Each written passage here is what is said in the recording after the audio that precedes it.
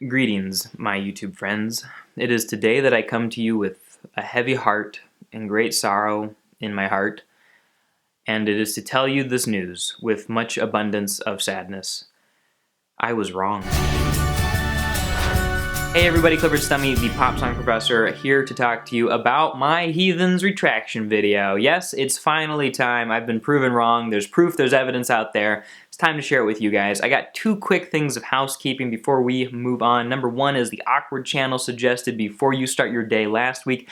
Fantastic song, great choice, but we can't explain it today.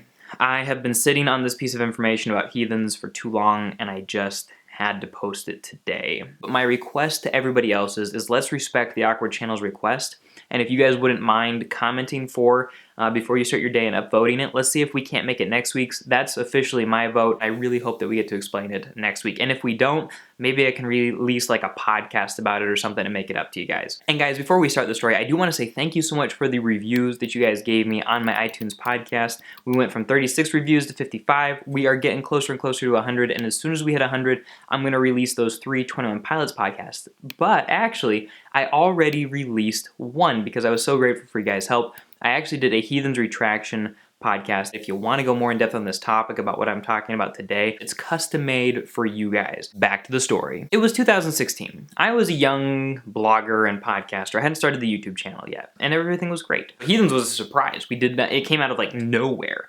And so I immediately tried to explain it, and I was like, this is definitely something about the skeleton click. It seems like people agree with that. Sounds good to me. And then some friends of mine were like, you know what, actually, it sounds like there's some Christian witnessing elements in here. And I was like, dang, that makes even more sense. And so I went through, I double-checked it, I analyzed it, and I explained it that way. I eventually released a podcast about it, and then when I started the YouTube channel, I made a video about it, and everything was going pretty good. There seemed to be two camps of people. About 2/3 of people agreed with me, it seemed, and 1/3 of people thought I was wrong, but there was this special group of people who said, you're making it sound like there's only one interpretation of this song, when really there can be as many interpretations as you want. To which I responded, I totally agree. I don't believe that there is only one interpretation, because interpretation, by definition, is something that each individual person does. And even if there was only one meaning for a song, even if the artist came out and said, you know, it's about the skeleton click, it's about witnessing, you could still interpret it slightly differently, and in fact, you would have no choice but to interpret it differently, because these words mean something just tiny bit different to each of us, and we each have individual experiences that we'll compare them to in our mind. My response was, there's only one explanation, and the explanation is going to be the artist's original interpretation when he or she wrote the song. And I said that that's what I was going for, and people were kind of like, okay, fine, I guess that makes sense, as long as you don't invalidate what I have to say. And I said, I wouldn't dream of it. We're all happy, everything's going great. Boom. How did Heathens come to be? Because that was separate from the album. David Ayer kind of came to me about an idea for his movie that he was making, and just kind of gave me a few, cling on to any of the words that he used exactly, and I kind of went on my own describing this other story where I'm taking my friend to a secret meeting where me and my other friends meet all the time, and kind of giving him a warning speech before we get there of what to expect. And in a lot of ways, it went with the themes of the movie, but more so, it was a comment on the fact that we were starting to get bigger in pop culture. People were starting to know who we were, and it was almost a kind of a note or a message to those people, kind of warning them and describing who our fans are and what these people are like, and they're special and they're different. I don't know, it's kind of that both of those worlds came together. The main idea here was that they were getting famous, and lots of people were joining the skeleton click, but weren't being necessarily respectful or didn't understand the original fan base. And so it was exactly what I had thought it wasn't, and that made me really sad. I was wrong. Boom, it happened.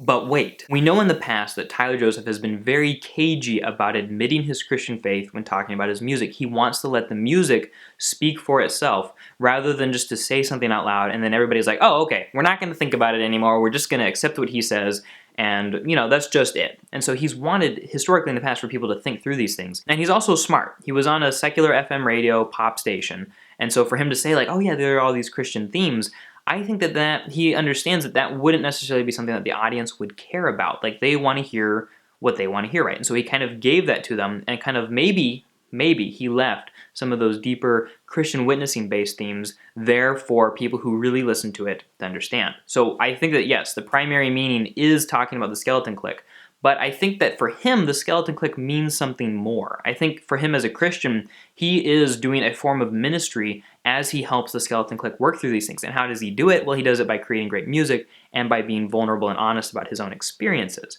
And so, for him as a Christian, it's very obvious that he does this out of love for his audience. And so I think that there are Christian influences and themes throughout this entire process for him. Now, obviously, I can't read his mind, and so he could come up and be like, you know what? Nope, I worship Satan now, and this is all completely wrong. This has never been true. I've only been faking the Christian thing. I think he went to a non-denominational church. I've gone to a couple of those as well, and so I kind of understand the motivation and the background for what he's doing. And that being said, if he's ministering to people who might not necessarily be Christians, and he's telling other people to be careful about how they come in, and if we assume that many of those people coming in might have been Christians who were witnessing to people and saying like, you know what, you people in the skeleton clique, you guys are so screwed up. You don't know what you're talking about.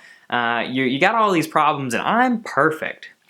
It could be very easily assumed, especially with the line, wait for them to ask you who you know, which I still don't think works as far as talking about like Tyler Joseph and 21 Pilots. Like, it's just not a phraseology or a term you use there.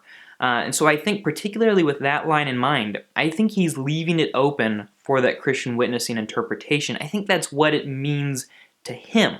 I think he sees his fans as people who need help, and some of them are Christians, some of them aren't, and I think he knows that there are some do-gooder Christians out there who are going to come in and try to solve everybody's problems now that they know that like the skeleton clique is a thing and that the band is super popular and all of this stuff, and because those people have heard the Christian themes and so they're like, you know what, this band's for me. Everybody in this fan base must be Christians, or if they aren't, I'll fix that. And so I think that the Christian witnessing theme is still alive, but I think it is a sub-theme, and I think it takes a slight backseat to what I was wrong about, that it is primarily about the skeleton clique. This is a lot of talk, this is a lot of theorizing, there's a lot of ideas. I'm not going to make it through this conversation alone because conversation involves two people. So guys, I need your comments on this. I need to know what you think. Am I wrong? Am I right? Do you have a slightly different way of looking at it? So thank you so much for being a part of it, guys. Thank you so much for watching this video, and be sure to share with friends and subscribe if you're new here. And don't forget that podcast is out there. It's goes into this a lot more in depth. It's very interesting, I have to say. It's one of the favorite ones I've made. So be sure to check that out on iTunes, Google Play Store, or on my website. And yeah, guys, thanks so much again for watching. Don't forget to upvote, hopefully before you start your day for next week, and I will talk to you guys next Tuesday. Well, and all the other videos that I post all the time. All right, bye.